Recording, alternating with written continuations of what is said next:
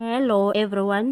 The ANC's National Executive Committee will meet for yet another special sitting on Friday, where it's expected to receive outstanding reports from its Integrity Committee, including on Party President Cyril Ramaphosa and the PhalaPhala saga. Attempts to deal with the reports at last month's ordinary sitting of the NEC failed after it was leaked to the public. Since then, Parliament's Section 89 Committee report investigating his conduct over the burglary at his Limpopo farm has found that he may have violated the Constitution, the law, and committed gross misconduct. Last month's leaked integrity report failed to apportion blame for the PhalaPhala farm saga on anyone, but it seemed to believe that the matter involving the ANC president brought the party into disrepute. And while he survived an attempt to push him out last week, he faces another challenge on Friday with the concerns that the Committee of Elders might recommend that he steps aside.